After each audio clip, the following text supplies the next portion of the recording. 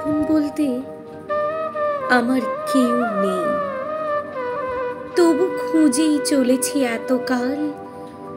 গ্রামগঞ্জের মাটির ঘর থেকে শহরতলির কানাগলি এক করে খুঁজেই চলেছি।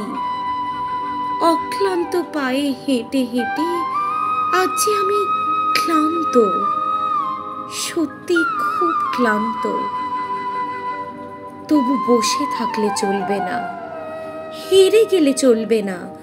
হেরে যাওয়া মানুষকে যে কেউ আপন বলে পরিচয় দেয় না। আপন বলতে আমার কেউ নেই, আপন কাউকে পাইনি খুঁজে আজও, যে শুনবে আমার বাসি পান্তা গল্প। সেসব গল্পের বোঝা ঘাড়ে নিয়েই আমি পাড়ি দেব দূরে, অন্য কোনো শহরে। কিন্তু রাতের অন্ধকার প্ল্যাটফর্মে যে আমি ছাড়া আর কেউ নেই। নির্জন অন্ধকারে আশা হয়ে এলো ট্রেনের আলো, হুইসেল ছাড়াই। বোধহয় ট্রেনেরও আমার সাথে কথা বলার কোনো ইচ্ছা নেই। আপন বলতে আমার কেউ নেই। ট্রেনের সিটে জানালার পাশে একলা বসে আমি, পাশে বসবে এমন একজন সঙ্গী নেই।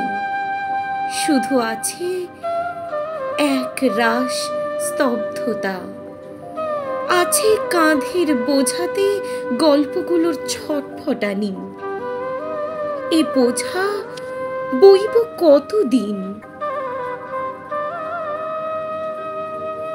আর না, পারছি না। এবার হেরে যাব। জানি হেরে যাওয়া মানুষকে কেউ আপন বলে পরিচয় দেয় না, তবুও হেরে যাব।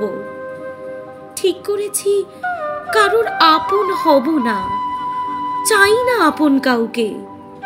তবু এ বোঝা বইব না। নেমে যাব পরের স্টেশনে সকাল হওয়ার আগেই। ছুঁড়ে ফেলবো সমস্ত ভার লোহার পাতের ওপর, ফেলে যাব কালো পাথরের ভিড়ে। ট্রেনের চাকায় কাটা পড়বে আমার গল্পগুলো। অচেনা লোকালয়ে আমি হারিয়ে যাব, অপরিচিত হয়ে।